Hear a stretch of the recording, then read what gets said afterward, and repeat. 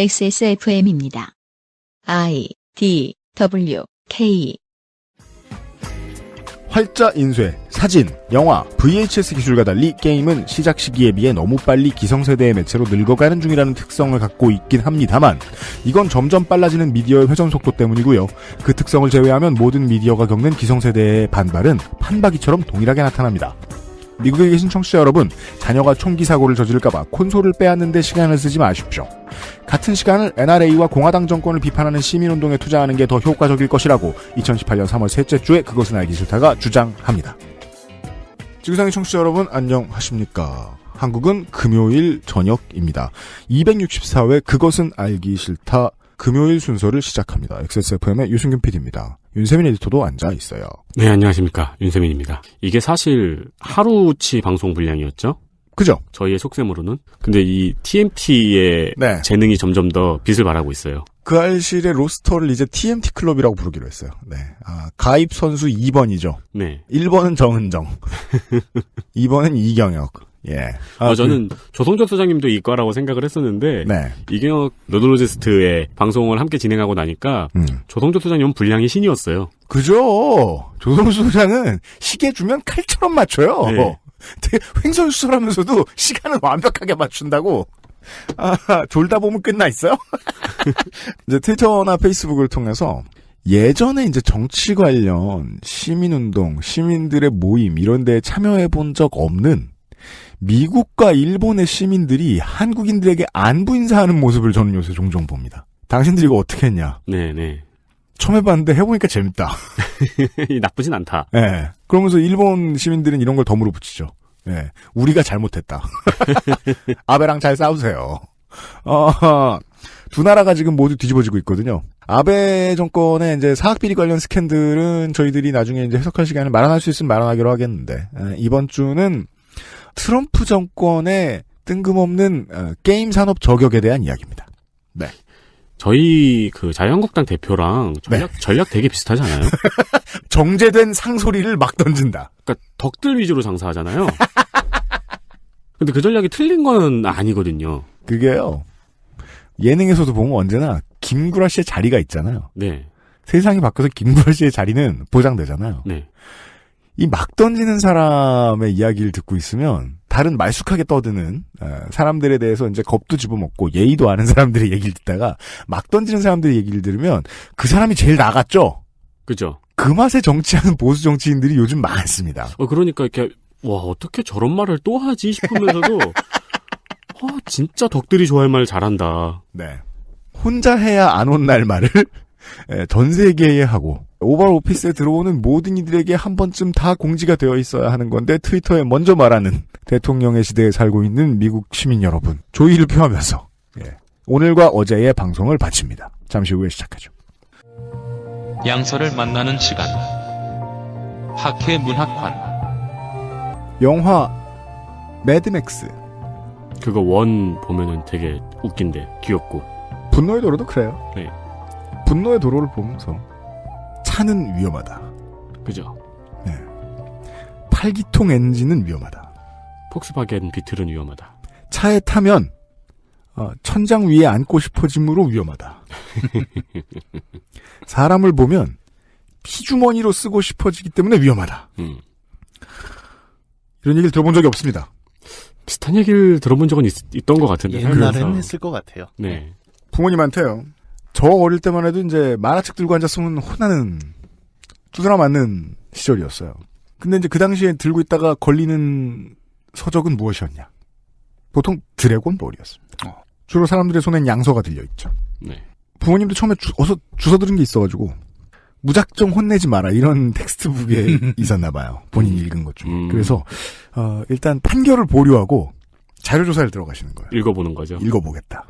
그리고 나서 결론이 죽이는 장면에만 집중하시는 거예요. 그런 분들도 계시고 결론이 그래서 다음 거는 언제 나오냐. 안타깝게도 우리 부모님은 그런 게 아니었어요. 제가 처음으로 사람의 확증 편향에 대해서 체험을 했던 순간이었어요.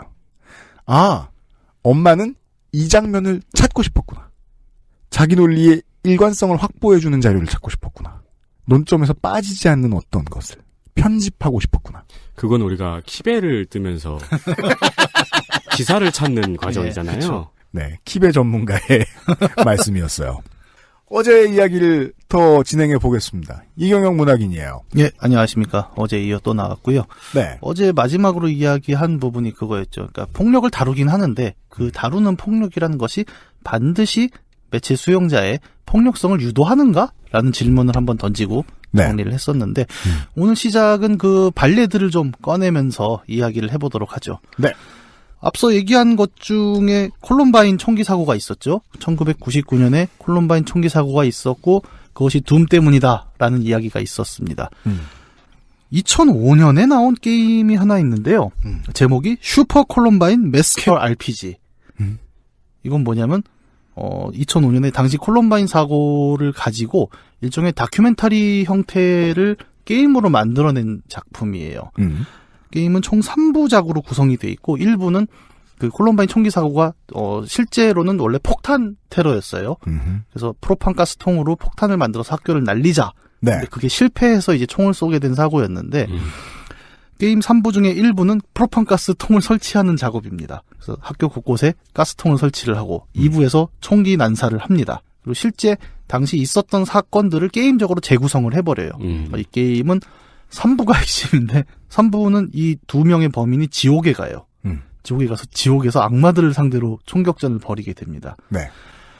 이 게임은 콜럼바인 총기 사고를 뭐 미화하거나 희화하거나 이런 개념은 아니었고 당시 있었던 사고가 어떻게 움직였는가 궁극적으로 그 내용들을 게임 안에 고스란히 구현을 해보자라는 기획으로 나왔고 사실 게임 자체가 재밌거나 뭐 으악 뭐 혐오스럽거나 이런 느낌도 아니고 정말 건조한 형태로 진행이 되거든요. 네. 그래서 굉장히 좀 여러 가지 논란거리를 만들려고 했는데 실패한 게임. 여기서 그렇게... 건조함이라는 건 그래픽을 자극적으로 했다거나 네. 타격감을 극대화시키거나 하지 않았다. 뭐 그렇게 뭐 노력은 했을 수는 있겠는데 그렇게 네. 잘 와닿는 느낌은 아니었어요. 그러니까 잘 네. 만든 게임은 아닙니다. 다만 제가 이 게임을 언급한 이유는 콜럼바인 총기 사고 자체를 게임이 다큐멘터리적으로 접근하는 시도도 게임으로 가능하다라는 하나의 사례였던 거죠. 그렇습니다. 아까도 얘기했던 게임이 폭력을 다루는 것이 반드시 폭력을 조장하는 것은 아니다라는 가장 첫 번째 사례가 이름도 어려운 슈퍼 콜럼바인 매스케어 RPG. 근데 이거를 기사로 뽑으면은 네. 콜럼바인 총기 사고를 게임으로 재구성한 게임이 나왔다. 네. 여기서 게이머는 스스로 뭐 범인이 되어서 사람들을 죽인다. 이렇게 하면 뜨악하잖아요. 네. 이 게임의 어떤 성취는 사실 그렇게 회자되지 않았잖아요. 사실 많은 사람들이 지금 처음 들으실 거예요. 그런데 요거 말고 조금 회자됐던 이제 게임이 폭력을 다루는 발레들을 그럼 1987을 보고 네. 나도 물고문 해보고 싶다라고 생각하는 애들은 나와야죠. 예. 뜨악해야죠. 그리고 그걸 다시 다뤄? 웃긴 건 나온다는 거예요. 물고문 해보고 싶다고? 10,000명 중에 한 명. 한 명은 나옵니다. 네. 아, 네, 알겠습니다. 네. 그래서 조금 더 익숙한 유명한 사례들을 이야기를 해보죠. 네. 스펙옵스 더 라인이라는 게임이 있습니다. 네. 이거는 일반적인 총을 들고 싸우는 밀리터리 액션 게임의 형식을 취해요. 그래서 주인공은 미국 특수부대의 지휘관이고요. 한 대위였나요? 중위였나요? 그 정도 되는 계급이고 두 명의 동료들을 데리고 두바이로 들어갑니다. 두바이는 일종의 내란이 발생을 해서 외부에서의 지원이 다 끊기고 모래폭풍에 도시가 한 반 정도 파묻힌 상태인데 그런 설정. 네. 여기를 들어가서 이 안에서 벌어지는 이제 내란을 진압을 하자라고 들어간 특수부대는 약간 스포가 될 수 있습니다. 이건 게임 내내 이제 그 안에서 문제가 되는 인물들과 싸워 나가면서 전투를 벌이다 막판에 3명밖에 안 되잖아요. 특수부대니까. 그래서 적 기지를 날리기 위해서 백린탄을 쏘게 됩니다. 이게 이 게임이었군요. 네. 주인공은 되게 자연스럽게 쏴요. 아씨 이거 빨리 이 문제를 진압해야지. 빨리 쏴 하고 쐈는데 막판에 들어갔을 때 자신이 쏜 백린탄에 민간인들이 모두 타 죽은 상황을 직접 보게 돼요. 이거를 저도 사실 게임을 하다가 스포를 안 보고 게임을 했는데 숨이 확 막혔거든요. 그러니까 그래놓고 게임은 다음 챕터 넘어가는 텍스트에다 뭐라고 보여주냐면 이 사태는 당신이 불러일으켰습니다. 책임은 누구에게 있는 겁니까? 라고 계속 물어요. 그렇죠. 이건 모두 당신 잘못입니다. 예. 이제야 좀 영웅이 된 것 같습니까? 네. 네. 분명히 폭력을 다루지만 이 게임은 정확하게 폭력의 안티테제를 가리키고 있어요. 그러니까 플레이어가 마치 일반적인 액션 게임의 주인공인 것처럼 자신의 폭력을 자연스럽게 쓰게 만들어 놓고 거기에 되물어 버리는 거죠. 그러면서 폭력이란 주제가 실제로 우리 현실에 적용됐을 때 어떤 문제를 일으키는가를 더 강하게 주입을 해버립니다. 막판에 PTSD 얘기가 정확히 나오거든요. 주인공이 정신이 거의 분열되는 지경에 이르거든요. 모든 서사를 만드는 자들이 하는 짓이죠. 네. 절반 정도 경험하게 해주고 다시 판단해보라고 화가 난 상태로 물어봅니다. 작가가. 네. 그건 기자도 소설가도 영화 시나리오 작가도 다 하는 일이에요. 비슷한 사례로 조금 더 유명한 게임이 하나 있죠. 콜 오브 듀티의 모던 어페어에 나오는 유명한 장면이죠. 노 러시안이라는 미션이 있습니다. 노 러시안 미션. 네. 이거는 이제 주인공이 서방 특수부대의 요원인데 러시아에서 일어나고 있는 어떤 군벌들의 쿠데타를 탐지하기 위해서 그 러시아군의 말단으로 이렇게 위장으로 들어가죠. 그래서 러시아가 그 테러 단체가 벌이는 행동을 같이 하게 되는데 이 테러가 뭐냐면 공항에서 민간인들 상대로 총기 난사를 하게 됩니다. 네. 그러면서 자, 지금부터 이제 노 러시안이라는 제목이 뭐냐면 그 엘리베이터에서 공항에 딱 들어가면서 자, 지금부터 러시아어로 말하지 마. 이거를 미국의 어떤 책동으로 만들어서 네. 3차 대전을 일으키려 하거든요. 엘리베이터에서 뭐 네. 노러시안 이렇게 네. 하고 미국제 무기를 사용해서 공항 네. 민간인을 학살을 하죠. 근데 문제는 주인공이 그 테러의 주체잖아요. 그래서 자기가 쏴야 됩니다. 민간인을 상대로 쏜다는 게 근데 게임 안에서도 매우 어려운 일이에요. 저도 쏘라고 하는데 진짜 이걸 쏘라고? 그 게임이란 게 워낙 약간 그 직접 행동해야 되는 매체다 보니까 당황스러운 경우가 있고 실제 쐈을 경우에 발생하는 그 민간인들의 비명과 도망감 이 완전히 패닉을 주거든요. 이 게임은 폭력을 묘사했고 심지어 민간인에 대한 군인들의 테러를 묘사했습니다. 이 게임은 폭력을 조장한 것일까요? 오히려 이 게임의 가장 큰 의미는 거기서 함부로 방아쇠를 당기지 못했던 많은 게이머들의 마음이었다고 저는 생각을 해요. 실제로 맞습니다. 그래서 국가에 따라서 이 미션이 다르게 처리돼가지고 발매가 그렇죠. 되었죠. 러시아에서는 아예 삭제가 되었고 일본이나 독일에서는 방아쇠를 당기면 게임 오버가 되는 네. 식으로 변경이 되었었고 한국에서도 이 게임을 시작할 때 굉장히 잔인한 장면이 포함되어 있어서 스킵하시겠습니까? 라고 물어봤어요. 네. 아직도 인류는 그런 류의 역설을 견디지 못하는 거죠. 네. 양심상. 그렇죠. 네. 어찌 보면 그것까지도 제작진이 말하고 있는 바고요. 네. 네. 견딘 게 아니다 이거. 폭력을 다루지만 폭력에 찬동하지 않는 게임들의 존재가 있다는 것을 우리는 지금 이야기를 했고 그렇습니다. 이것은 결국 게임이라는 매체, 우리가 매체라고 지금 계속 부르고 있는 이유, 결국 게임이 폭력을 다룬다는 것이 반드시 동조하는 것은 아니다라는 것은 게임이 무엇이든 다룰 수 있는 매체라는 것에 우리가 주목을 해야 된다는 얘기로 흘러가게 되죠. 네. 그래서 매체적 관점에서 우리는 게임을 살펴볼 필요가 있을 것입니다. 이 모던 어페어 2 플레이할 때가 제가 살면서 가장 순종적이었던 순간이었던 것 같아요. 할에서 했어요? 아니요, 되게 러시아어 안 쓰고? 네, 되게 몰입돼가지고 이렇게 시키는 대로 다 따라하잖아요. 게임하면서 그렇게 제가 시키는 대로 다 따라한 적이 없는 것 같아요. 아, 분대장이 절로 가라면 절로 가고 일로 오라면 일로 오고. 노러시안 같은 경우에도 이제 이렇게 생각이 많아지면서 게임에 몰입하다가 마지막 장면에서 소리 지르고 끝나잖아요. 제가 소리를 질러요. 그게 콜 오브 듀티 시리즈가 수용자로 하여금 주는 감정들 중에 하나잖아요. 군기가 빠릿빠릿 살아 있어야 해요. 네. 그러다가 가끔씩 양심을 깨우죠. 이 게임이. 네. 그래서 그 각성, 그러니까 어떻게 표현해야 돼? 그 맛에 해요. 콜 오브 듀티는 그랬던 것 같아요. 이거 이런 거? 그러니까 정신없이 하다가 로딩 때 현재 타임이 오잖아요. 네. 아, 이렇구나. 전쟁을 못 즐기게 만들어요. 콜 오브 듀티 전쟁을 하게 해놓고. 거기 또 유명한 장면 하나 더 있잖아요. 그 공중에서 항공 지원이라고 하나요? 네. 그 거대한 비행기에서 이제 포를 쏘게 되는데 네네. 그걸로 이제 계속 밑에다가 포를 쏘면서 되게 약간 장난스럽게 막 농담을 하면서 포격을 하게 되는데 이제 그 장면이 정말 그 전술기에서 흑백 레이더로 보는 화면 그대로 마치 실제로 내가 쏘는 것처럼 느껴지게 연출이 돼 있습니다. 열화상 카메라 같은 걸로 네네, 열영상 카메라. 예, 그걸로 이제 보게 되는데 실제로 나중에 비슷한 일이 현실에서 벌어졌었죠. 네. 그래서 실제 그 공중 폭격기에서 열영상으로 쏘던 애들이 농담을 하면서 사람을 죽이고 있는 장면이 그대로 나오면서 사실은 일종의 조롱이 됐을까요? 예, 그런 형태가 나온 적도 있었고. 예언을 했죠. 네. 예.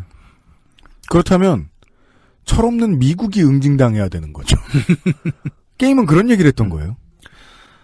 결국 폭력을 다룬다라는 것이 게임이라는 매체가 다룰 수 있는 여러 가지 현실의 상황이었다. 그것을 긍정으로 다루건 부정으로 다루건 그것은 게임이 본연적으로 반드시 폭력을 긍정적으로만 다루지 않는다는 얘기를 좀 드리고 싶었던 거고 네. 이 얘기를 하기 위해서는 게임 말고 다른 매체들의 사례들도 한번 짚어볼 필요가 있겠습니다. 좋습니다. 영화를 먼저 얘기를 해보죠. 가까운 영화, 제가 본 영화, 완전 이제 제 개인적인 얘기인데 네. 저는 말죽거리 잔혹사라는 영화를 본 적이 있습니다. 당시에 이제 저보다 약간 윗세대잖아요, 이 사람들은. 네. 근데 이 사람들 얘기로는 실제로 상문고라고 얘기하면 안 되는구나. 쉬었고. 네, 모 고등학교에 실제 재학했던 사람들은 야 그거보다 더 했어라고 얘기를 하시더라고요. 뭐 이제 그런 영화가 있는데 저는 말죽거리 잔혹사를 보면은 뭐 아마 보신 분들은 다 비슷하게 생각하시지만 완전히 이거는 70년대는 무슨 짐승의 시대였어요. 제가 그렇죠. 보기에는. 이게 개인 대 개인의 폭력도 있지만 학교도 완전히 그냥 폭력의 대공간이었고. 네. 근데 같이 보는 어르신들이 그 얘기 많이 했어요. 저랬어. 네. 근데 그렇게 치면은 그 70년대라는 것은 얼마나 폭력적인 공간이었습니까, 우리에게.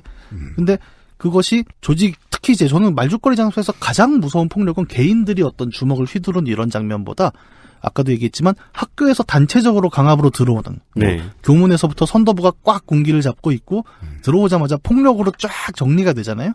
조직적인 폭력들이 70년대를 지배하고 있었고 그것은 우리가 현실적으로도 알고 있잖아요. 네. 70년대는 폭력의 시대였다는 것을. 저랬구나. 네. 그런 조직의 폭력은 요즘 들어서 적어도 겉으로 보기에는 많이 사라졌습니다. 뭐 어떤 보는 사람의 입장에서는 그 폭력은 좀 더 은밀하고 교묘해졌다라고 얘기를 하시기도 하죠. 맞습니다. 예. 그런 것들을 이제 뭐 은밀하고 교묘해졌다고 할지라도 어쨌든 과거보다 훨씬 유화됐다는 것은 우리가 사실이고요. 근데 이러한 사실들이 폭력적인 영화를 통해서 드러난다는 것은 영화가 이야기하고자 하는 폭력, 영화가 사용하고 있는 폭력이 어떤 의미인가를 좀 보여주는 점이 있다고 저는 생각을 해요. 그렇습니다. 네. 한 번도 생각 못했었네요. 제가 아마 학교에서 맞은 마지막 세대일 거예요. 아, 요즘은 안 때려요? 안 때리죠. 있긴 있는데요. 그럼 이렇게 말하면 그러니까 되겠네요. 이경영 문학인이 말씀하신 대로 상당히 음지로 숨었죠. 선생님이 가위로 머리를 자른 마지막 세대일 거예요. 그러니까 가위로 참수를 했다는 것은 아닙니다. 네, 머리카락을 자른. 근데 그때 교문에 들어가면서부터 이제 폭력적인 체계 속으로 내가 들어간다는 느낌을 받으면서 들어가잖아요. 네. 그렇죠. 교문에서부터 애들이 맞고 있고요. 그러니까 교문 들어가기 전에 자존감을 놓죠. 등교할 때. 네. 네. 근데 그걸 영화가 보여주면 그래, 저 때가 좋았지. 라고 생각하는 새끼도 1000만 명에 한 명 있을 거라는 거예요. 그렇죠. 네. 낭만이 있었지. 영화의 폭력도 조심해야 될 문제인데 나머지 999만 9,999명은 안 그렇다는 거예요. 영화가 폭력을 사용해 드러낸 것은 70년대의 그 폭력적인 구조였죠. 정말 보는데 막 숨이 막히고 마지막 대사가 저는 그 폭력에 대한 큰 외침이었다고 생각해요. 그래요? 네, 그 뭐였죠? 족구요? 네, 족구하라 그래. 네. 아, 네. 폭력적인 이 모든 상황에 대해서 족구해! 라고 외친 거죠. 사실 그 얘기를 하고 싶었던 거고, 감독은. 이 영화도 마찬가지로 폭력에 대한 미화는 아니었지 않습니까? 폭력을 실제로 미화하는 영화도 있겠죠. 하지만 영화라는 것도 폭력이라는 소재를 가지고 무슨 얘기를 할 것인가에 우리가 주목을 하지. 이야, 권상우가 사람을 일대 다구리를 놨어. 뭐 이런 얘기가 이 영화의 메인은 아니었지 않습니까? 오히려 소설은 전 더하다고 생각하거든요. 네. 소설에 나오는 좀 고어한 소설들의 묘사를 보면 정말 못 읽겠는 경우들도 많습니다. 그렇죠. 네. 그게 이제 우리 방송에 나와서 BL물 얘기한 사람이 누구지? 그런 사람 하나 있었는데. 지금 없나? 누구지? 아무튼. 제가 몇 번 얘기하긴 했었는데. 아무튼, 넌가 보다. 그 얘기가 부연설명에 반드시 들어가야 돼요. 전문 장르라고 저는 부릅니다. 매니아 장르. 특히나 이제 미국이나 호주같이 이제 넓고 옛날부터 아케이드 문화가 잘 발달된 나라에 그런 장인들이 많으십니다. 핀볼 장인들. 아, 네. 그분들은 볼도 직접 만드시는 분들이 계세요. 와, 진짜요? 네. 왜냐면은 무게감이 중요하니까. 무게가 반발을 정하니까. 왜냐면은 순수한 처리잖아요. 그럼 커스텀 볼을 이용할 수 있어요, 게임기에? 이 핀볼 머신은 중력과 가속도의 향연이란 말입니다.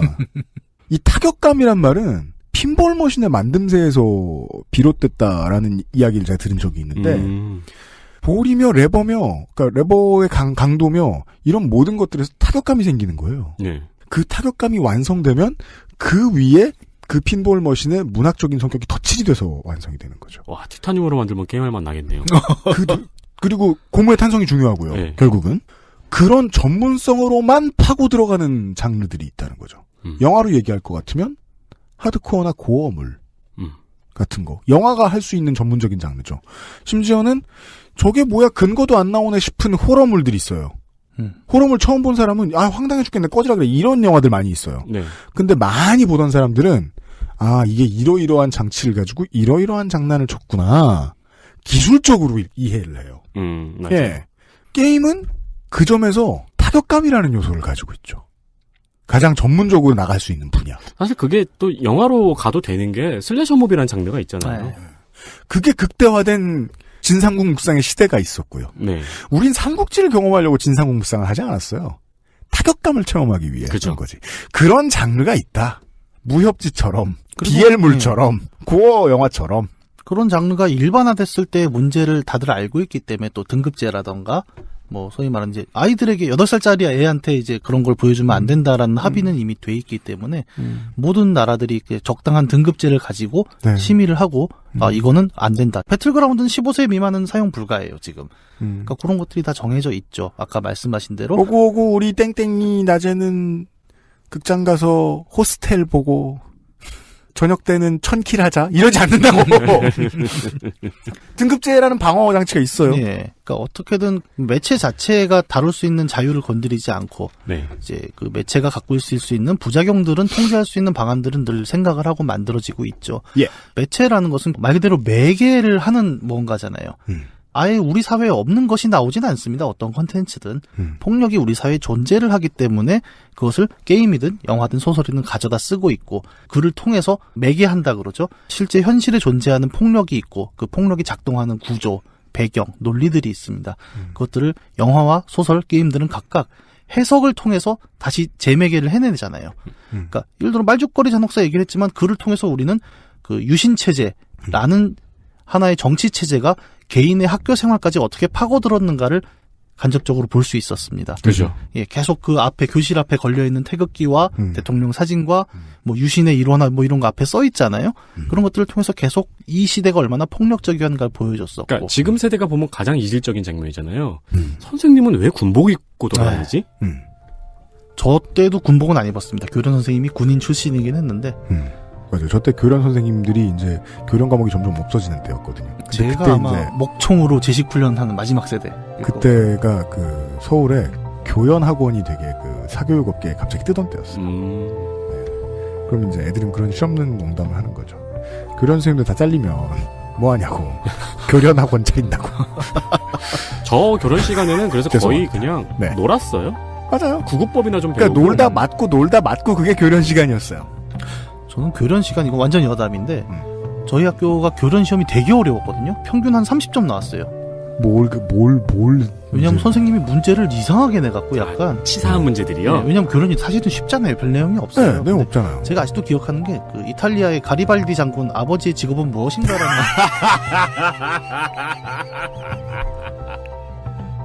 도전 교련벨. 네. 근데 제가 그게 이제 뭐냐면은 저는 이제 시험 문제도 많이 내봤는데 네. 시험 문제 내는데 재능이 없는 사람들이 네. 있어요. 네.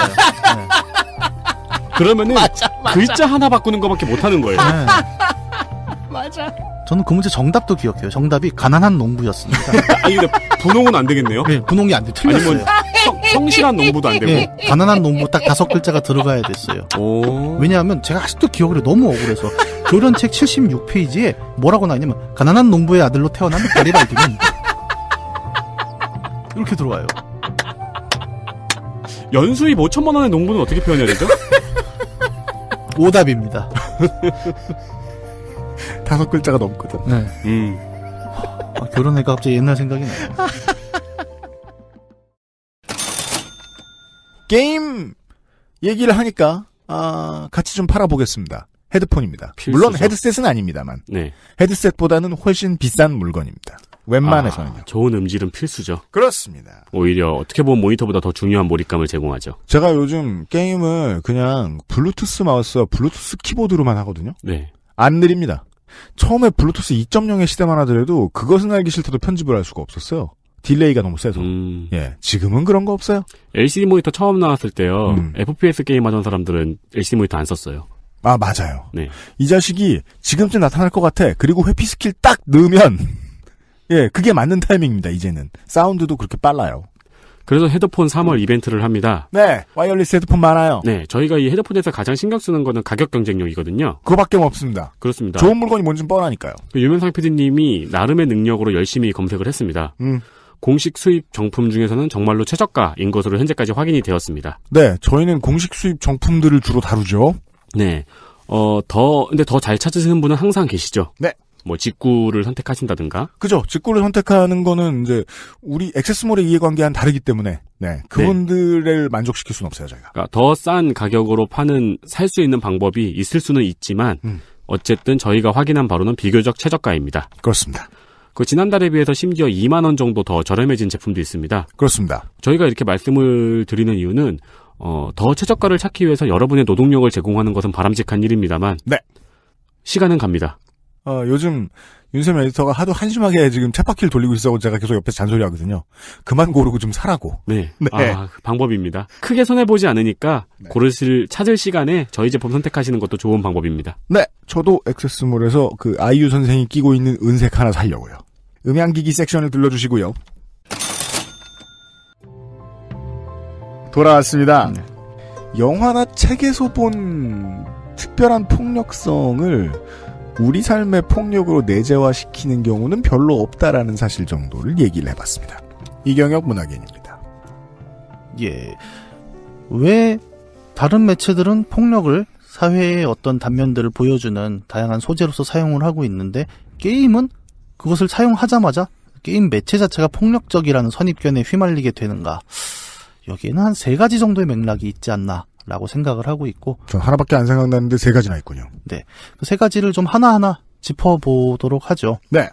왜 게임은 폭력적일까? 매체인데. 폭력적인 매체가 있나?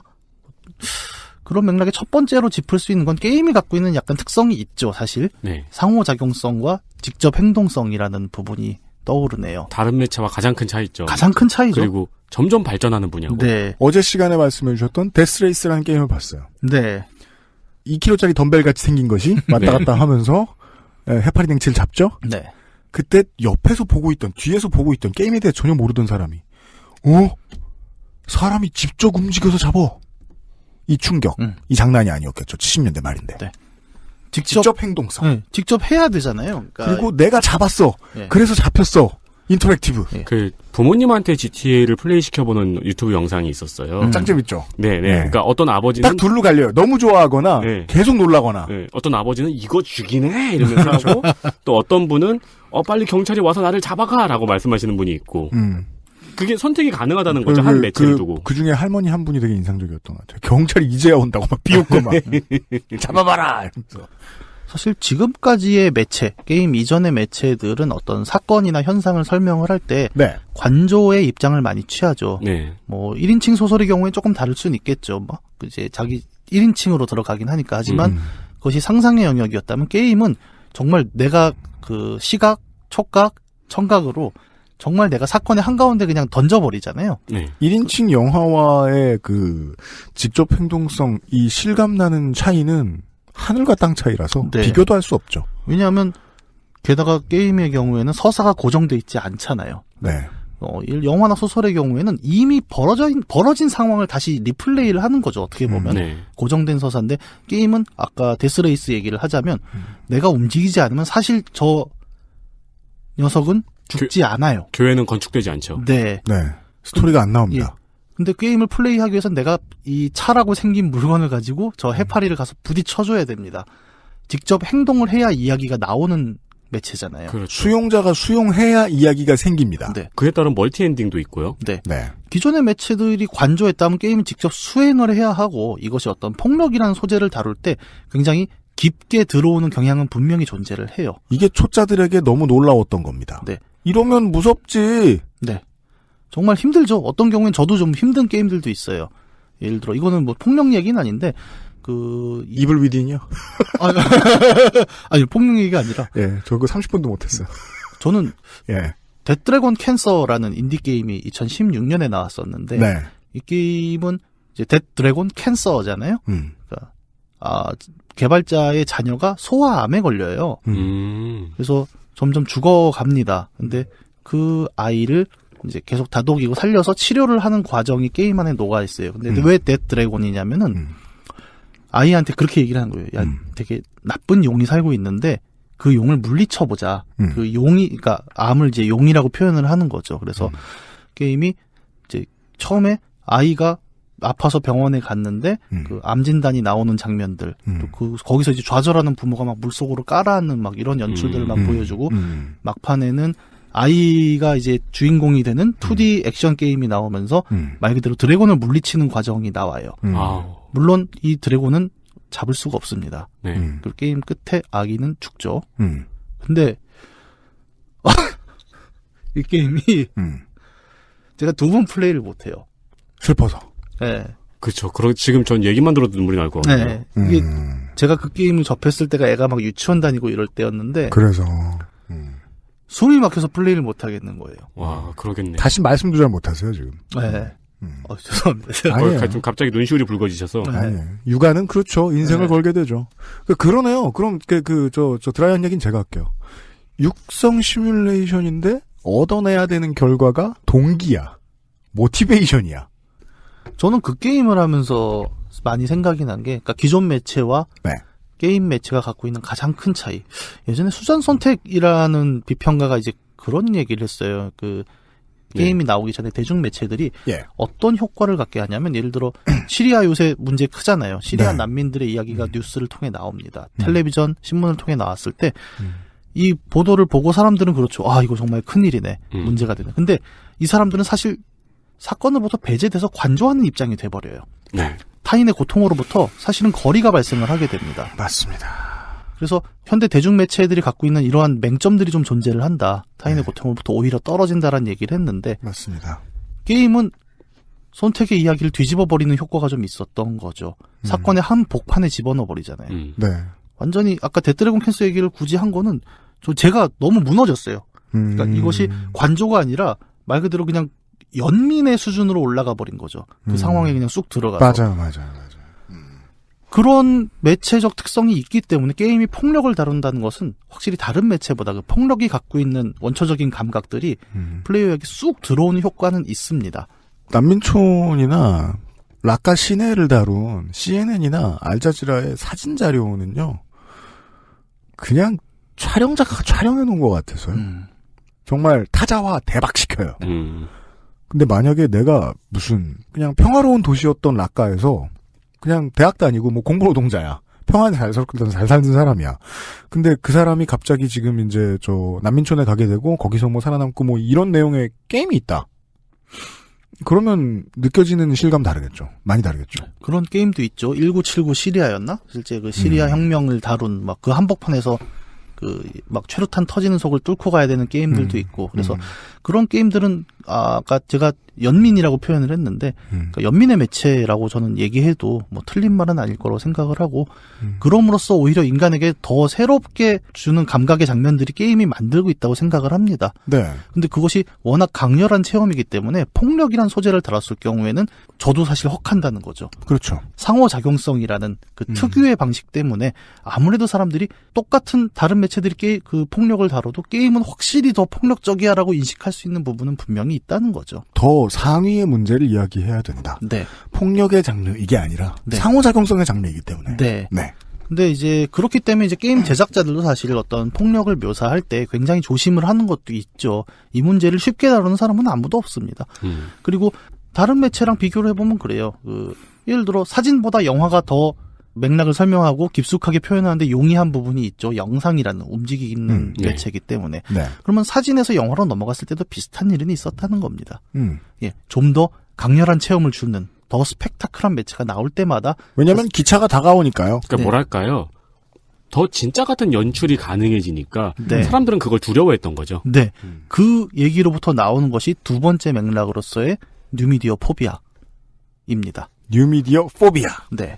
듣기만 해도 시원해지는 얘기네요. 예. 우리 가까운 얘기부터 해보죠. 80년대에는 유튜브나 넷플릭스가 없었기 때문에 많은 친구들이 이제 좀 집에 동네에서 사는 친구네 집에 가면 비디오 플레이어가 있었죠. 그렇죠. VHS. 네. 그러면 거기 비디오 가게에서 하나씩을 빌려갖고 거기서 단체로 TV를 봅니다. 비싼 집은 2,000원, 싼 집은 800원. 네. 요새는 다 없어졌죠? 네. 저 초등학교 때는 1,500원 통일이었거든요. 아, 진짜요? 네. 이때 제일 먼저 시청하게 되는 장면이 있죠. 옛날 어린이들은 아, 호랑이하고 무당이 나오고 네. 막. 호환, 마마. 호환, 컴패러빌리티. 마마는 뭐지? 마마. 엄마는 무섭거든요. 그 마마가 아니잖아요. 이 생각해 보면 제 인생에 제 어린 시절에 가장 저를 힘들게 했던 건 다 호환성의 문제였던 것 같아요. 우리 집에서는 못 깔어. 근데 호환과 마마는 진짜 무섭긴 하거든요. 호환성과 엄마. 예.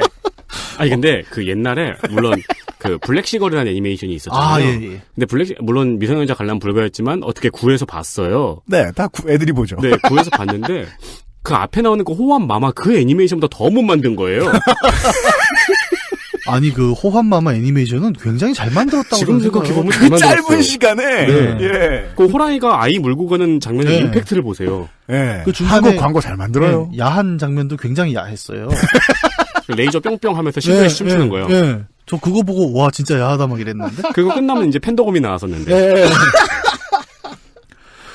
그 옛날 어린이들은 이라고 시작한 그 앞부분에 건전 비디오 광고가 있었죠. 네. 거기서 보면은 이 비디오가 얼마나 유해한 매체인지를 한참 이야기를 하고 있잖아요. 그래서 정품을 반드시 써야 되고. 아, 그 포인트였구나. 네. 비디오가 유해한 매체일 가능성이 높다. 네. 그래서 야 보긴 보는데 이거 되게 조심해야 돼라고 엄청 강조를 하고 시작을 했다는 거죠. 이게 그럼 80년대 비디오 테이프에 관한 이야기만이었을까를 이제 한 번 더 과거로 거슬러 가보죠. 사진 기술이 나왔고 그 조선시대, 그러니까 구한말이죠. 네. 대한제국 시기에 사진이 처음 들어왔을 때 한국 사람들이 사진 찍히면 혼이 빼앗긴다. 혼이 빼앗긴다라고 다 도망을 다녔습니다. 열심히. 네, 네. 그 사람들 입장에서는 그랬겠죠. 아니 자기 사진 안에 자기가 이렇게 갇혀버리는 느낌을 받았잖아요. 그래서 지금에서야 문화학자와 미학자들은 드디어 그 말을 인정하는 이야기들을 꺼내기 시작합니다. 왜냐하면 노출이 긴 사진은 아우라를 담기 때문에 실제로 혼의 일부를 갖다 쓴다. 라는 이제 역설적인 이론을 이야기를 하는데 그 전까지만 해도 예. 그 전에도 저도 얘기를 했지만 저는 그건 역설이고요. 인스타그램 계정에 제 혼을 뺏긴 것 같은 느낌도 들고요. 네. 상상할 수 없었죠. 그 당시에는 그림이라는 것이 갖고 있는 그래도 현실과는 조금 다른 그런 느낌들이 내가 그대로 그냥 작은 프레임 안에 갇혀버리는구나라는 것을 봤을 때 공포가 분명히 있었을 겁니다. 네. 태어나서 처음 봤으니까요. 비슷한 예들이 굉장히 많아요. 재밌는 얘기를 하나 해볼까요? 그 소설, 우리는 요새 그렇죠. 저는 2000년대 초반에 그 예능 프로 중에 책을 읽읍시다라는 프로가 참 네네네. 기억에 남습니다. 그 당시 이제 공익 예능이 한참 네. 바람을 탈 때 네. 책을 읽읍시다가 전국을 돌아다니면서 사람들한테 마이크를 탁탁 대요. 그래서 네. 책을 얼마나 읽으십니까? 이러면 반응이 두 가지거든요. 되게 부끄러워하면서 저는 책을 얼마 안 읽어서요. 라고 나오거나 아니면 정말 자기가 난 이 책을 정말 재밌게 읽었다. 둘 중에 하나인데 네. 이 두 가지 반응의 공통점이 결국은 그겁니다. 책은 읽어야 되는 거였어요. 그리고 의외로 강제하는 부분이 있습니다. 책을 안 읽는 사람은 보통 구박을 당해요. 맞아요. 네. 뭔가 그러니까 책 안에 폭력이 있느냐 없느냐 이게 나쁜 책이냐 아니냐 이 질문이 패스야. 네. 네. 그래서 심지어 그 동화작가 권정생 선생님은 한번 출연을 거부하셨다 그랬어요. 왜요? 책을 그렇게 반드시 모두가 읽어야 된다는 뉘앙스에 나는 동의하지 않아라고 해서. 와, 이 생각도 전 해본 적이 없네요. 그러니까 이렇게 예측할 수 있다는 거잖아. 50년, 100년 뒤에 게임 얼마나 하냐. 1년에 스팀에서 몇 개나 사냐. 그땐 뭐 스팀 없을 수도 있겠습니다만. 이런 거 가지고 이 사람의 교양 수준을 평가하려고 할 수도 있을 거라는 겁니다. 이 얘기를 정말 리와인드를 쭉 해서 감아보면은 또 재밌는 얘기가 하나 발견이 되는데, 책이라는 매체도 언젠간 시작이 있었겠죠. 네. 물론 이제 양피지 파피루스 시절의 책을 얘기하는 것은 아니고요. 대중들한테 보급되는 매체로서의 책. 네. 그게 가능해진 것은 그 구텐베르크가 활판 인쇄술을 개발을 하면서 대중 출판이 가능해졌던 시대가 있었죠. 구텐베르크의 인쇄술 이후로 등장한 대중 매체가 이제 대중소설이에요. 네. 그러니까 그 전까지 책이라는 것은 말 그대로 소수에 의해서 지식이 전달되는 과정이었다면 이제는 즐겁고 가볍고 우스운 얘기들도 아주 저렴하고 대량으로 생산이 가능했고 그래서 대중소설의 시대가 유럽에서 한번 도래를 합니다. 이 당시에 독서에 대해서 이야기하는 몇 개의 서신들의 재밌는 얘기가 있어요. 제가 한번 읽어볼게요. 독서는 시력 감퇴와 신경쇠약, 두통, 소화불량 등을 유발할 뿐더러 주의력을 감퇴시키고 대인관계에 지장을 주는 효과를 가진다. 틀린 말은 하나도 없네요. 주옥 같습니다. 2000년대 느낌표에서는 안 읽으면 나쁜 놈 취급을 받던 책은 그 등장 초기에는 이처럼 좀 욕을 먹는 상황이었습니다. 왜 욕을 먹었냐면 아까 대충 그 1800, 1900년대 얘기를 했잖아요. 네. 이 당시에 어떤 지식인들의 문화라는 것은 소위 말하는 카페나 살롱에서 토론을 하는 것이었죠. 그렇죠. 네. 예. 사람들과 많은 이야기를 나누고 그럼으로써 어떤 그 서로 간에 지식이 올라간다라는 이야기를 하고 있는 와중에 대중소설 어디 그런 것들이 이 이야기들은 또 어디에 실리냐면 신문에 실립니다. 그렇죠. 인쇄술이 나오면서 가장 먼저 엘리트 매체로 도입이 된 건 신문이었잖아요. 네. 신문들이 막 욕을 해요. 가제시라고도 하고 막 그 초기 뉴스페이퍼들이 저런 저열한 책의 범람 때문에 지식사회가 멸망을 한다. 막 이렇게 한탄을 하는데 점점 책이 보편화가 되고 많은 사람들이 책을 읽으면서 문해력이 쫙 올라가죠. 전 사회적으로. 네. 얼마 안 돼서 신문들은 연재소설을 실기 시작합니다. 그렇습니다. 네. 그렇게 하면서 이제 소위 말하는 고전적인 엘리트 매체인 신문과 대중소설이 화해하고 만나죠. 타협하는 장면이 한번 나오게 되죠. 네. 그리고 책은 그 뒤로 교육 이데올로기의 선봉에 서게 되잖아요. 가장 오랫동안 독보적인 매체의 역할을 하고 있었던 네. 장치잖아요. 네.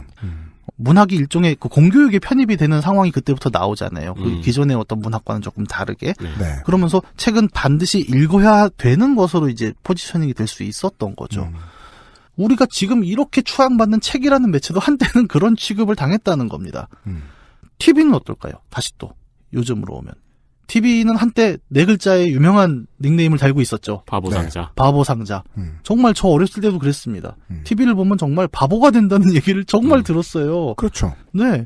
요즘은 네. 23살 때 기획사도 못 들어가고 남의 기획사는 사무실 맨날 있었어요. 친구들이 거기들 있으니까. 네.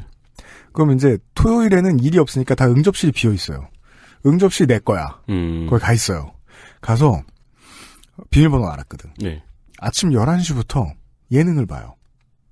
그 2000 몇 년도쯤이죠? 2000년? 엑스맨 같은 2001년? 걸 보셨겠네요. 네, 천생연분 이런 거 봅니다. 네. 그럼 그때만 해도 앨범도 뭐 안 나왔지 뭐 날 찾아주는 사람이 없어요 아무도. 그래서 예능을 보기 시작해서 하늘을 쳐다보고 시계를 보니까 아침 11시부터 봤는데 밤 10시가 된 거예요. 네. 집에서도 오라 안 하고 집에 잘 안 들어가니까. 오, 쿨.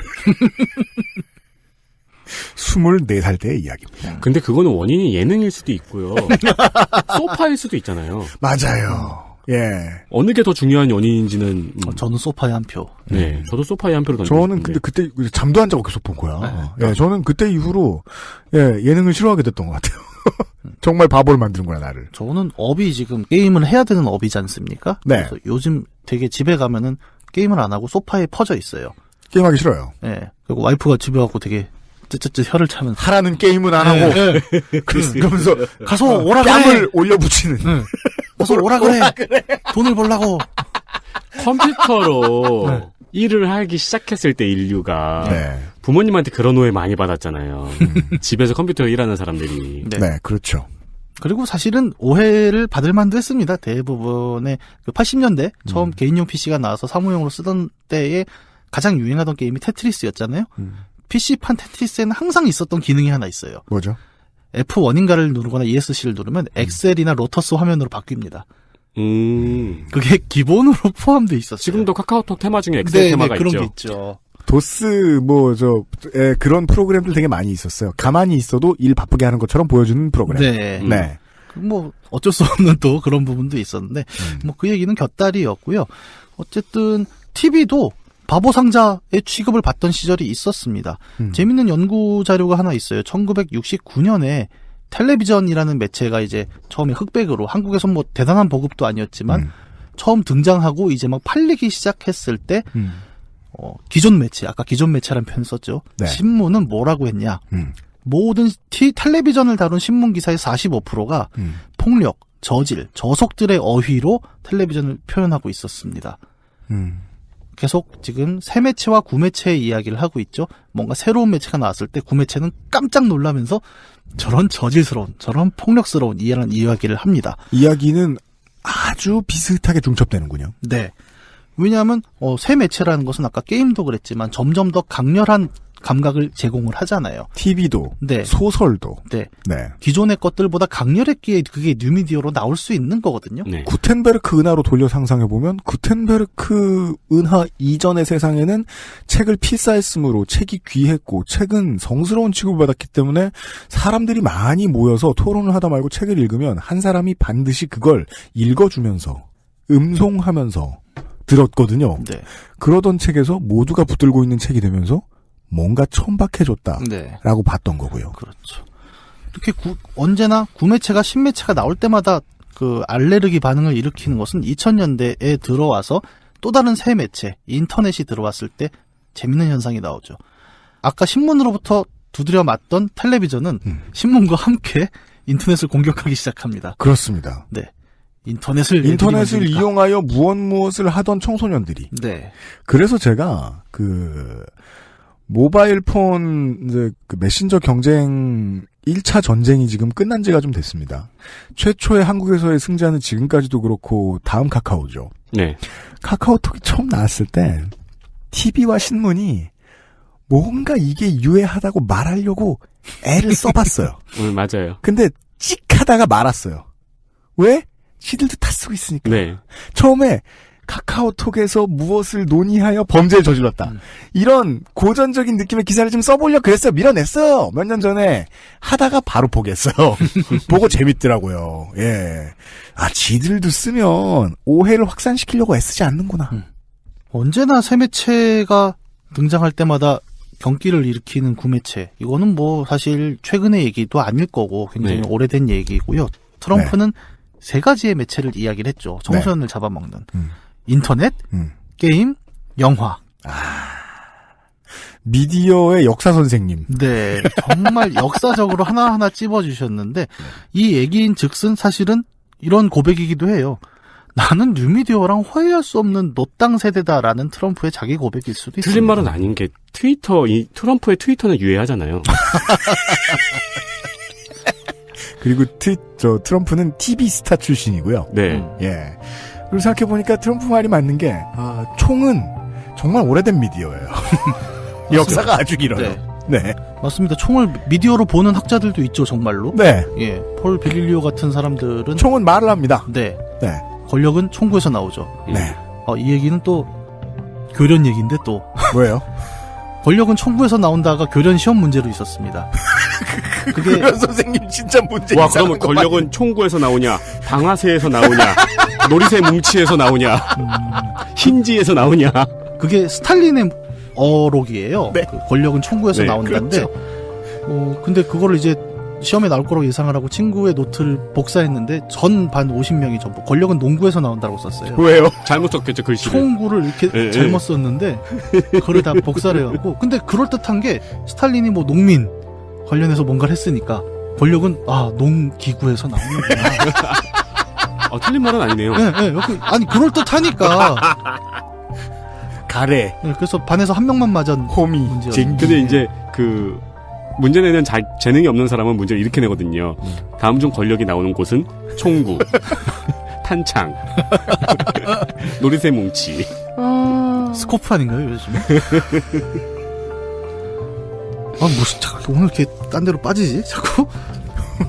언제나 안 그러셨다. 마지막 광고를 듣고 올 테니까 찾아내세요. 저도 하려다 참은 얘기 엄청 많아요.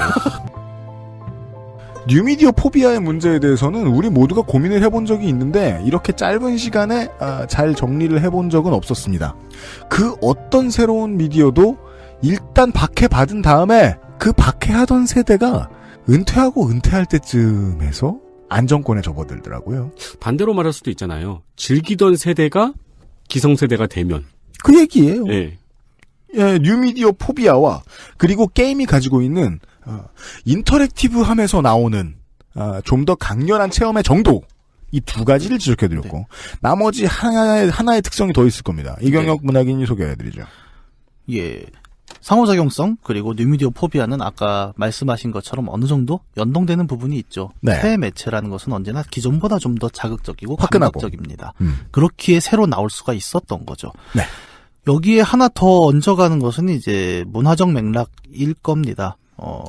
결론부터 얘기하자면 우리 사회는 노는 꼴을 보지 못하는 사회니까요. 앞서는 어떤 매체라는 이야기를 했다면 이제는 그 매체가 만드는 컨텐츠에서 발생하는 포비아가 또 있다고 한 번 더 짚을 필요가 있겠죠? 알겠습니다. 노는 꼴을 못 보는 문화. 네. 그러니까 요경학 문학인이 집에 가서도 그런 소리를 듣는 데잖아요. 네. 게임은 안 하고? 그러니까 유독 일본하고 우리나라가 가지고 있는 문화잖아요. 아, 근데 게임 안 하냐고 잔소리 하실 거면 이제 뒤에서 쳐다보시다가 네. 왜 신작 안 하고 지난주에 하던 거 하냐고 또 뭐라고 하시겠죠. 맞아. 제가 그걸 사실 당했어요. 어제 제가 엑스컴 2를 하는데 네. 이거 예전에 한 거잖아. 네. 글이 4개가 나갔는데 한 번 깬 걸 또 하지 마! 그러니까 지금 일하려고 하는 게임이 아니고 놀려고 하는 게임이지. 네. 원래 우리 와이프가 깨말못이었는데 네. 정말 3년 4년을 옆에서 보면서 이제는 뭐 와우 신작 나온다며 이런 얘기를 저한테 하는. 근데요 또 이렇게 그 오래 이제 살아보면 배우자가 네. 일하라고 잔소리 해주는 것도 고마울 때가 있어요. 그러니까 내가 산업사회에서 밀려나는 속도를 좀 느리게 해줘요. 그럴 수 예. 있겠네요. 감사합니다. 어쨌든 네. 뭐 저도 당한 노는 꼴을 못 보는 우리 산업사회 가정생활이 아니라. 네, 이야기를 네. 할 필요가 있습니다. 이거는 네. 앞서 말한 두 개의 맥락, 상호작용성과 뉴미디어 포비아가 좀 더 글로벌한 얘기였다면 이제는 한국 사회라는 조금 더 로컬에 집중한 얘기를 드리게 될 거예요. 좋습니다. 우선 또 다른 매체들을 먼저 한번 뒤져볼 필요가 있겠습니다. 자, 우리 노는 매체하면 떠오르는 것들이 있죠. 그러니까 생산하지 않는 매체들, 뭐 텔레비전도 있고 영화도 있고 여러 가지 있습니다만 한국에서 딱 게임이 지금 두드려 맞는 것에 선배격인 매체가 바로 만화죠. 네. 예, 아까 우리 만화 얘기했잖아요. 1960년대에는 정병섭 자살 사건이라는 사고가 있었습니다. 예, 한 어린이가 정병섭이라는 이거 이름이 나왔어요. 그때만 해도 뉴스에는 다. 맞아요. 어린이가 만화를 보면서 무슨 SF스러운 삼국지 만화였습니다. 그 만화를 보는데 주인공이 죽어도 다시 살아난다. 그러니까 나도 그걸 해봐야지라고 해서 네. 정말 죽어버렸어요. 근데 뭐 이 사건이 났을 때는 그 뒤에 후속 조치가 참 무서웠는데 그해 어린이날이었나요? 그 남산 남산공원에서 만화책을 모두 모아서 화형식을 벌입니다.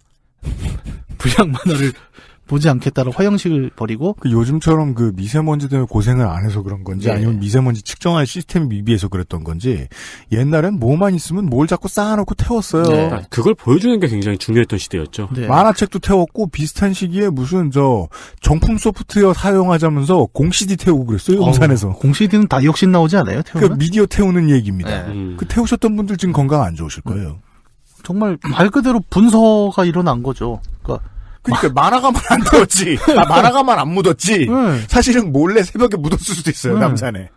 정말 그런 일들을 만화는 겪어왔습니다. 그리고 지금 와서는 학습 만화라는 형태로 만화는 다시 한번 그 일반적인 교육 이데올로기, 산업 이데올로기에 복무를 하면서 지금은 굉장히 큰 복무를 시작했죠. 네, 어린이 매체의 대표 주자가 되었죠. 그 과정을 인생으로 보여주는 작가님도 계시잖아요. 아, 이훈일 작가님. 네, 이윤 작가요? 예. 지금 학습 만화 그리고 계시잖아요. 네.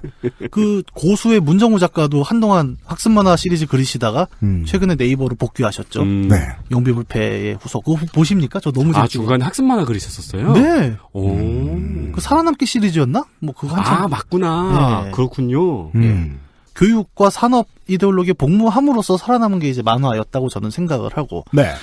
마찬가지로 그냥 노는 것을 또 반대하는 분위기가 대표적인 게 70년대에 그 80년대까지 이어진 건전가요라는 또 재밌는 게 있었죠. 그렇죠. 네.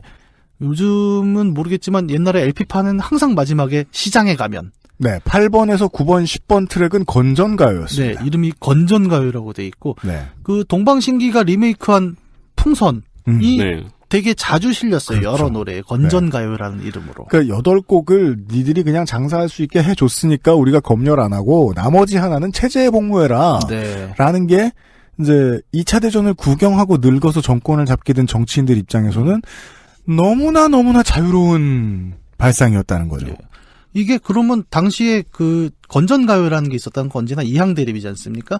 그러면 1번에서 8번까지가 그냥 노래가 상노무가요. 있고 9번은 건전가요였다면 앞에 8개는 비건전인 거고. 불량가요. 저는 그 공부합시다라는 노래가 들을 때마다 되게 웃긴 거예요.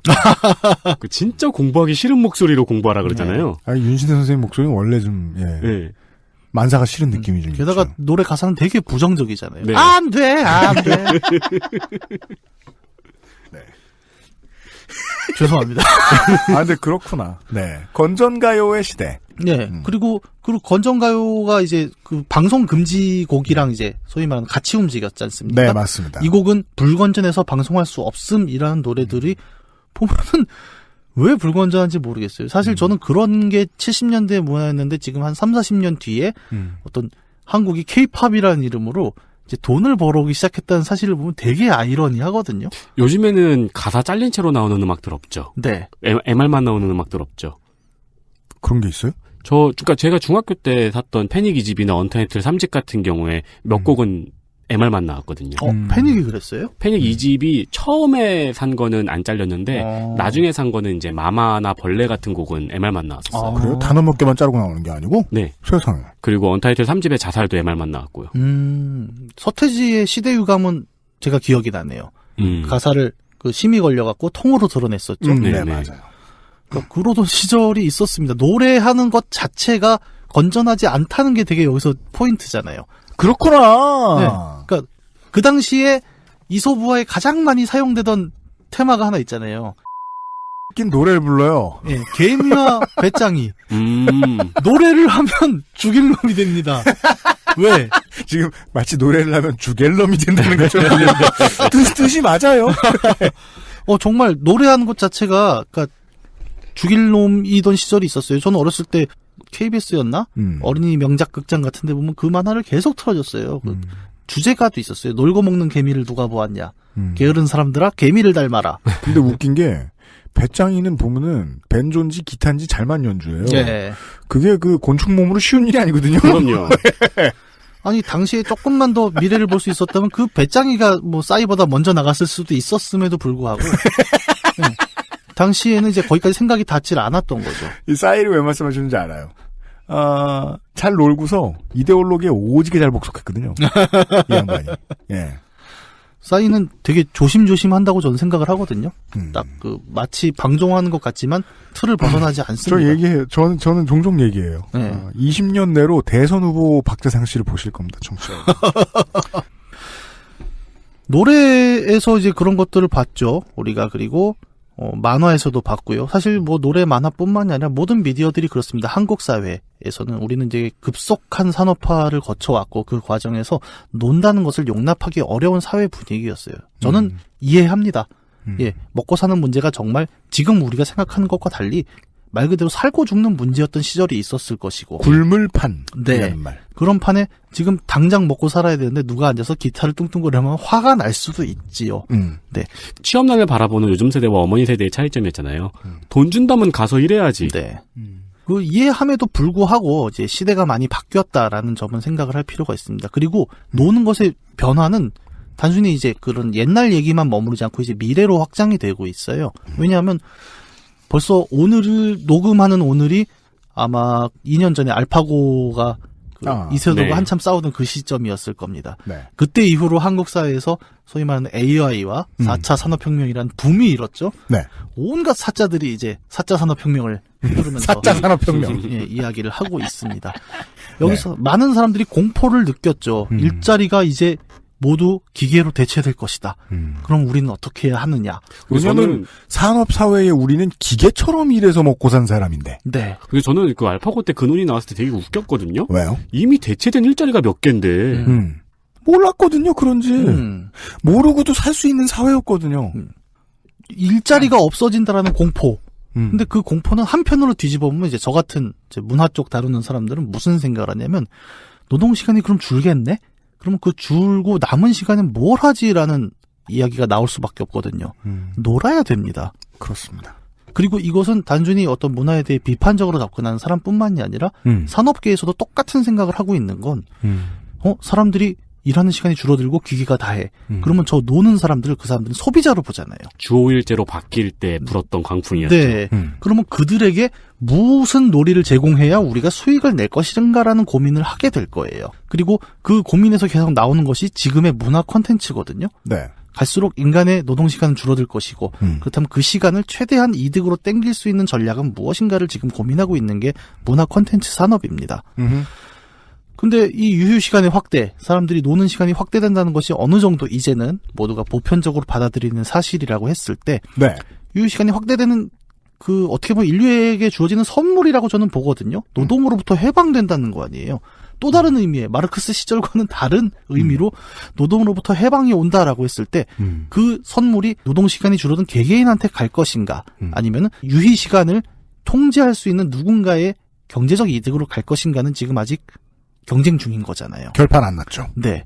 말 그대로 일자리가 계속 감소돼 버리는 상황들. 예를 들어 기계가 50%의 일을 더 할 수 있다고 했을 때 경영주는 그러면 사람을 반을 자르자는 생각을 할 수가 있겠고 아니면 8시간 근무를 4시간으로 줄여서 뭐 그냥 그대로 유지하자. 이거는 지금 한참 논쟁이 되고 있는 부분이기도 하지 않습니까? 거의 모든 업계, 거의 모든 업체가 제각각 다른 방법으로 그것의 생산성에 대해 실험하고 있는 거죠. 네. 그런데 이제 이렇게 생산성이 분명히 향상되어 가고 있음에도 불구하고 노동의 수요라는 것을 유지하기 위해서 필요한 것은 노는 일을 적대시하는 거죠. 네. 네. 그냥 놀아? 그냥 놀지 마. 너는 노동자든 소비자든 둘 중에 뭔가 하나를 포지션을 가져야 될 거야 라고 끊임없이 강요가 되고 있잖아요. 네. 노동을 안 하게 두니까 소비를 강요합니다. 네. 그 둘 중에 하나를 타라는 거죠. 그래서 그게 투 트랙으로 움직인다고 저는 생각을 하는 게 아이들의 놀이는 예비 노동자로서의 놀이가 강요가 되고요. 그렇죠. 어른들의 놀이는 소비자로서의 놀이가 강요가 되고 있어요. 아이들의 놀이는 되게 재밌습니다. 제가 게임을 다루잖아요. 항상 어디 외부 강좌를 나가면 마지막 질문에 학부모들이 손을 듭니다. 그래서 당신은 당신 아들한테 게임을 시킬 거냐? 네, 저는 당당하게 얘기하죠. 우리 아들은 하거든요. 이때 얘기 나오는 것 중에 이블 위디는 안 시켜야지. 그건 안 돼요. 등급을 맞춘다고요? 전 등급을 철저하게 맞추고 있습니다. 네. 얼마 전에 정웅전 농축사님 네. 이 조카를 배틀그라운드 시켜서 네. 제가 댓글로 그거 15세 이용 갑니다. 뭐 네. 이런 태클도 걸고. 왜냐면은 정은정 농축산인의 그 육아 철학은 달라요. 네. 내 근처에만 없으면 돼요. 노는 것, 그러니까 아이들의 노는 것을 이제 학부모들이 굉장히 많이 얘기할 때 자주 나오는 클리셰가 네. 오락할 시간에 나가서 축구를 해라라는 얘기가 있거든요. 그거 클리셰예요? 네. 이젠 축구를 시켜요? 요즘 축구는 조금 다릅니다. 운동장에서 그냥 놀질 않죠. 돈 주고 해요. 네, 축구 교실을 가죠. 그건 알아요. 네, 네. 그건 네. 알아요. 근데 이게 되게 재밌는 게 이런 맥락인 거예요. 그러니까 게임하느라 그냥 앉아있으면 완전 낭비인데 축구를 하면 적어도 체력이라도 올라가지 않느냐. 체력은 왜 필요할까요? 공부하려고. 네. 공부는 왜 할까요? 직장 구하려고. 그렇죠. 그렇게 맥락이 흘러가는 거죠. 네. 근데 얘는 공부도 안 하고, 그러니까 소위 말하는 예비 노동자로서의 트랙을 타지 않는 게임을 한다는 것은 말 그대로 아까 얘기했던 노는 꼴을 못 보는 딱 그 케이스에 들어갑니다. 밖에 나가서 사람들하고 부딪혀라는 말이 그래야 사회화가 된다는 말이 사회화가 돼야지 너의 인생이 풍족해진다는 말로 끝나지 않고 직장 생활을 한다. 네. 라고 하잖아요. 네. 어떻게 해서든 노는 것 자체가 그냥 노는 것으로 두기 어려운 게 또 한국 사회가 이제 그동안 가져왔던 문화였습니다. 그게 그 알실이 제일 그 문제를 역설했던 에피소드가 웁스향 작가 나와가지고 멍 때리기 대회 얘기할 때요. 네. 작가가 가장 강조하고 싶었던 것은 어디에도 가치를 둘 수 없는 시간 소비 행위를 보여주는 것 아니었겠느냐. 그것을 하고 있는 사람과 보고 있는 사람의 그림. 많은 매체들 아까 우리가 언급했던 그 올드 미디어와 뉴 미디어, 그러니까 더욱더 감각적인 새로운 미디어가 나왔을 때 고전의 미디어가 반발을 했다라는 매체적 설명을 했었고. 네. 근데 거기에 대한 이제 그 영합 전략으로 항상 뭔가 산업과 생산에 도움이 되는 방향으로 움직였다고 제가 말씀을 드렸잖아요. 네, 그렇습니다. 게임도 똑같은 일을 걸어왔습니다. 7, 80년대 아케이드 오락실을 기억하시는 분들은 그 문구를 딱 기억하실 거예요. 뭐요? 오락실 앞에 4글자로 딱 사자성어처럼 박혀있던 그 문자. 지능개발. 네. 맞아. 그럼 뭐 설마 뭐 한 판 100원 이렇게 써 있었겠어요? 되게 웃기죠? 그 스틱을 누르고 버튼을 누르면 정말 지능이 개발될까요? 근데 그때도 그 생각했던 것 같아요. 야, 이거 어른들 가서 도박하는 그 하우스 네. 있잖아요. 그런 데는 아무것도 안 써붙입니다. 뭐 하는지 모르려고. 네. 예. 만약에 뭘 써붙여야 이게 클로킹이 될 것 같다. 그럼 뭐 축사 이렇게 썼겠죠. 가끔씩 그 자취방 구하다 보면은 하우스로 쓰던 방 구하는 경우 있어요. 되게 아늑해요. 빛도 안 들어오고 환풍기는 4개씩 달려있고. 그러면 그냥 어린 마음에 그 정도까지 추측을 해본 거죠. 저거는 우리 부모님이 나 잡으러 올 때 네. 화를 좀 누러뜨리려고 저렇게 써놓는 건가 보다. 그냥 노는 건 아닙니다라고 역설. 네. 어떻게 보면 슬픈 자화상이잖아요. 그렇죠. 사실은 게이머들도 알고 있었어요. 이게 무슨 지능 개발이야. 이거를 그렇죠. 알고 있음에도 불구하고 누가 만약에 내가 하는 게임에 태클을 걸었을 때 이건 약간의 자기 고백입니다만 저는 사실 알고 있었습니다. 이건 지능 개발이 아니었어요. 하지만 누가 뭐라 하면 얘기를 해야 했죠. 그러니까 오락실을 다니는 아이와 오락실을 안 다니는 아이가 마치 담배 피는 아이와 담배 안 피는 아이처럼 나뉘어져 있었잖아요. 네. 저는 초등학교 3학년 때까지만 해도 못 갔어요. 오락실을 무서워서. 저는 몰래 다녔죠. 네. 저도 몰래 다녔죠. 저는 그래서 저기 문방구 앞에서 주로 했습니다. 그러니까 제 오락실 다녀라는 말이 있었어요. 네, 맞아요. 오락실 다니는 불량한 아이야. 근데 보통 거기는 약간 사는 동네인데 그런 동네들은 아니 저희는 반대였는데. 아, 그래요? 네. 우리 동네는 그냥 오락실에서 막 회합을 하고 나중에 그래서 역설적으로 2010년대 초반인가 2000년대 말에 그 한국 프로 선수들을 대상으로 그런 실험이 있었어요. 인간이 평상시에 쓰지 않는 뇌의 영역을 프로게이머들은 얼마나 쓰는가. 실제로 상당 부분 많이 쓴다는 게 밝혀졌는데 여기서 제가 제일 중요하게 느낀 건 그건 게이머들은 신경 쓰지 않는다는 거예요. 실제로 지능 개발이 됐어. 근데 그건 중요하지 않다고. 그러려고 한 게 아니거든. 그렇죠. 지능 개발이 됐건 안 됐건 그러니까 그 팩트의 문제가 의미가 아니라 없어요. 그냥 어쨌든 지능 개발이란 이야기를 변명처럼 그렇죠. 달아야 했던 건전가요. 네. 건전가요와 지능 개발은 그래서 쌍둥이죠. 네. 내가 생산에서 벗어난 삶을 살기 위해서는 이런저런 구차한 이야기를 덧붙여야 했습니다. 우리의 이 놀이는 호환 마마가 아니에요. 네. 그것이 그러니까 게임이 일단 폭력적인 것이야라고 퉁치는 세 번째 맥락의 이것이 것이죠. 마지막 소재군요. 네. 예. 놀게 두지 못하는 사회. 네.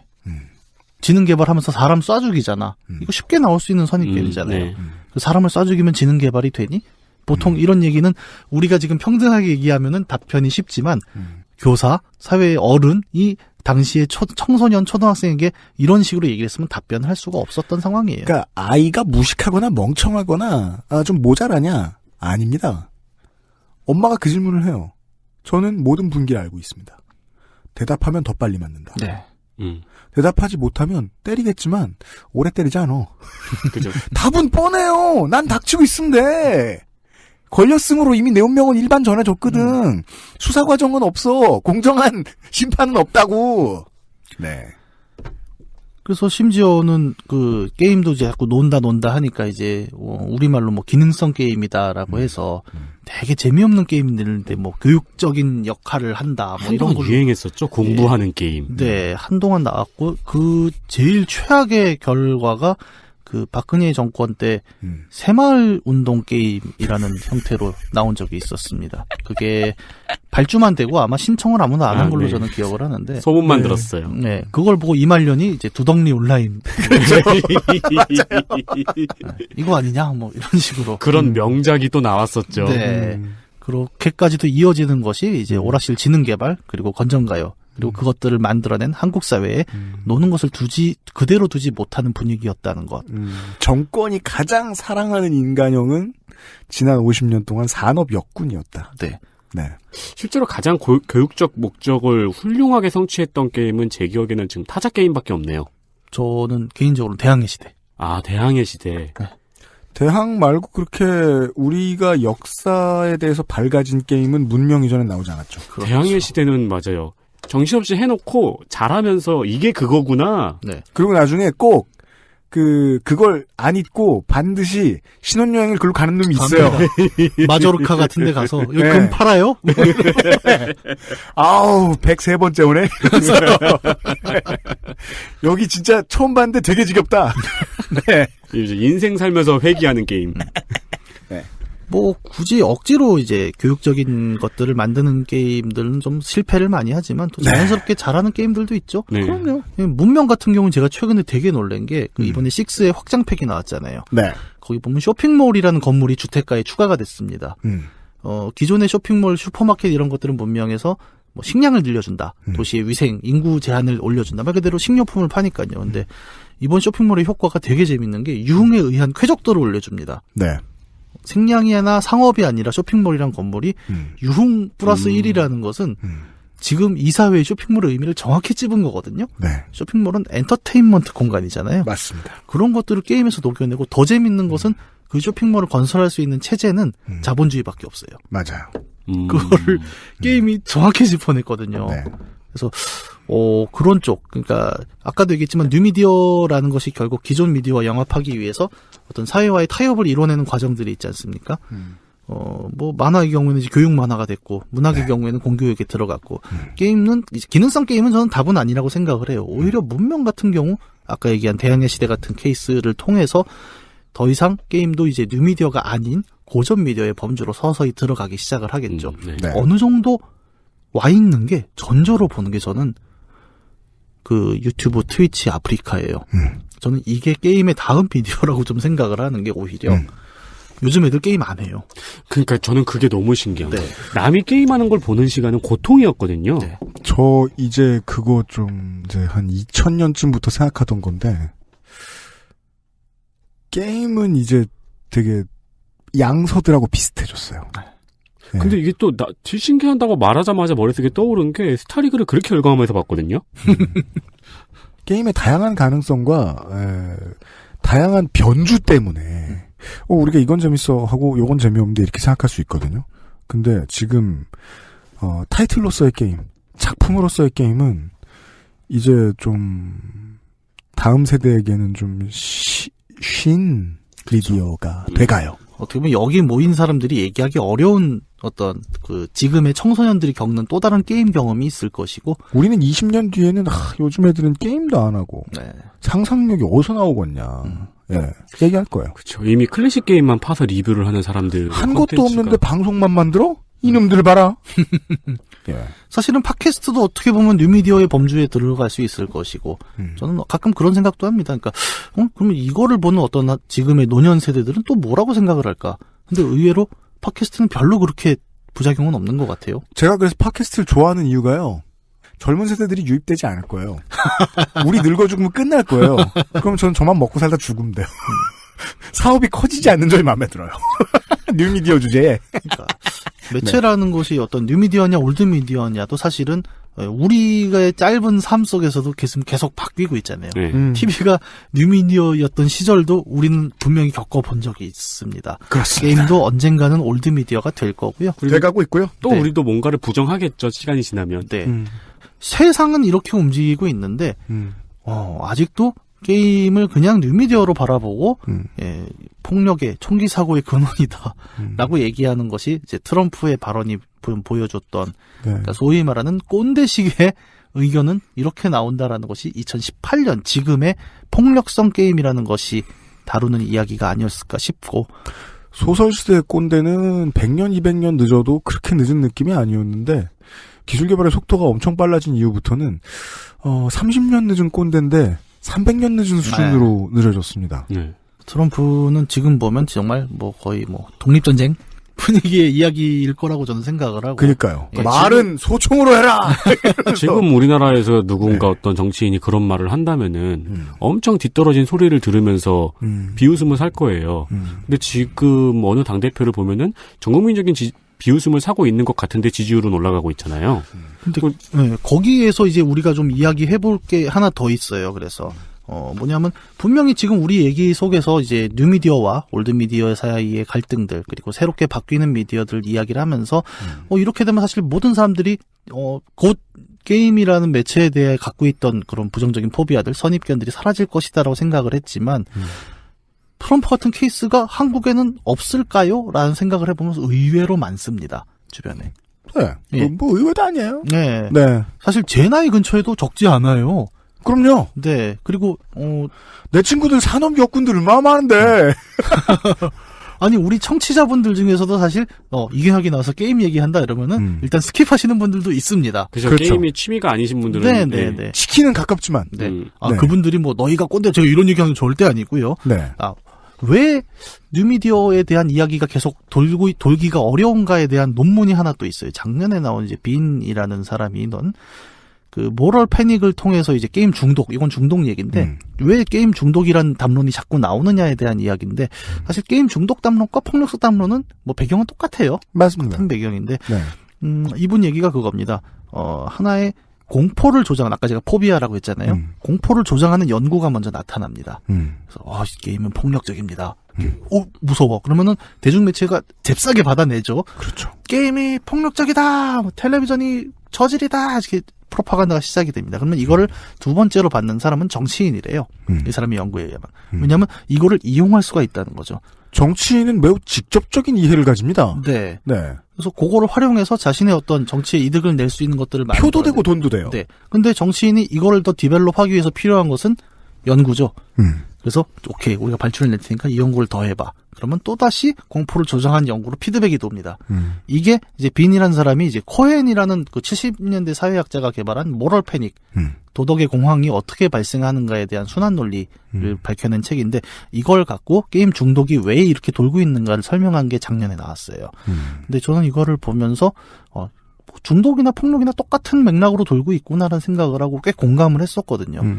트럼프의 얘기가 저 먼 미국 총이 통하는 나라에서 총기 사고가 나서 그 나라 대통령이 하는 얘기라고 생각하기에는 사실 우리에게도 매우 가까이 와 있는 우리는 너무 이야기. 자주 겪어봤습니다. 네. 이런 문제를. 네. 네. 한국 기사로만 이런 거 맨날 보다가 우리가 가시에서 몇 번 말씀드렸죠. 미국 총기협회가 전미 총기협회가 홍보 한 번 하면 돈 화끈하게 푼다고요. 네. 예. 요새는 하다 안 되니까 총을 흔들면서 진짜 이거 말고 게임에 있는 그거!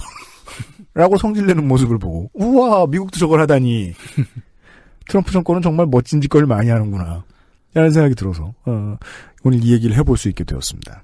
총기협회의 슬로건이 그거더라고요. 네. 총은 사람을 죽이지 않는다. 네.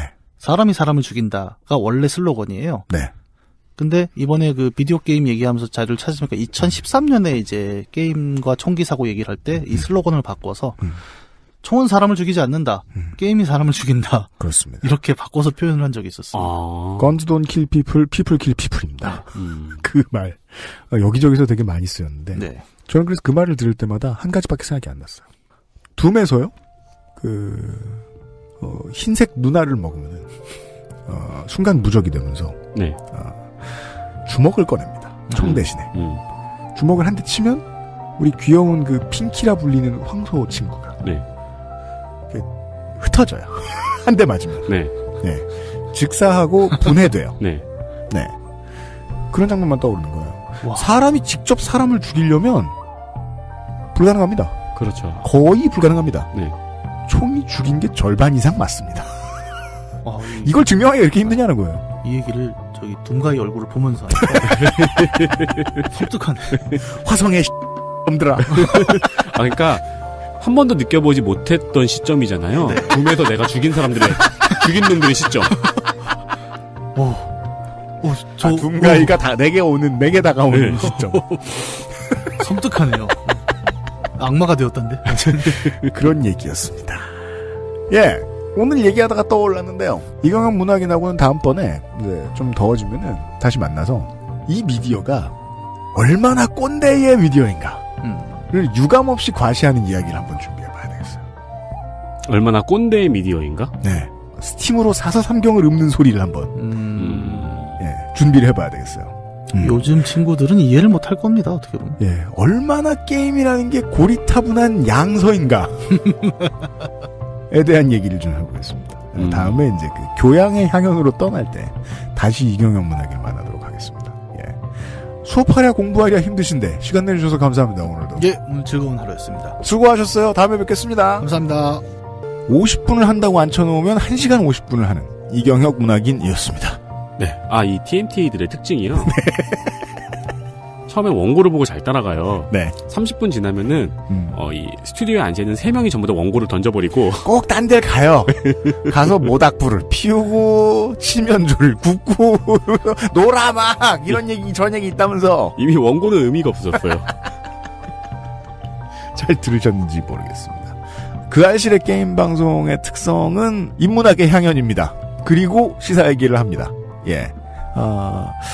이제 게임 저널들이 한국에도 많이 발전돼 있는데 그 중에서도 이런 얘기를 잘 다뤄드릴 수 있는 분을 찾고 찾다가 너무 없어서 하는 수 없이 이런 투머치 토커를 구해왔다. 청취자 여러분들의 양해를 바라면서 이경혁 문학인은 여름방학 때쯤에 다시 만날 수 있도록 하겠습니다. 정말요? 당분간 안 나오세요? 그래서 제가 지금 고민이 많은 게, 공부노동자들이잖아요. 방학이 되셔야지 좀 여유가 있으시구나. 그 알실에 이제 이 토커들 중에 공부노동자는요, 석사도 있고요. 포닥도 있고요. 그 석사 과정을 자기가 밟고 있는 주제의 다른 학부생들을 가르치는 사람이 있고요. 그죠. 그리고 정교수가 있고요. 맞아요. 너무 많아요. 죽겠어. 이 학기 중에는 시간이 없어가지고 섭외가 안 되다가. 그래서 여름이 되면 네, XSFM 미디어 센터의 인구 밀도가 확 늘어납니다. 예. 그래서 지금 이경영 문학인에게는 당신이라도 좀 고생을 해서 방학을 좀 피해달라. 방학 때 한번 그런 기획 해볼까요? 네. 문제 하나 던져놓고 공부 노동자들끼리 이렇게 자신의 관점에서 이야기를 해보는. 네, 심지어 유럽과 동아시아 각국에 흩어진 이 공부 노동자들 한번 얘기를 해볼 수도 있겠네요. 아무튼 아마도 빨라도 이제 지방선거가 끝나고 난 뒤에 게임 얘기는 다시 한번 좀 해볼 수 있을까 싶습니다. 네, 본의 아니게 공부 노동자들과 함께하게 된 그 알실 주간입니다. 내일 이 시간에 이한승 교수와 함께 비만의 과학 마지막 시간으로 인사드리도록 하지요.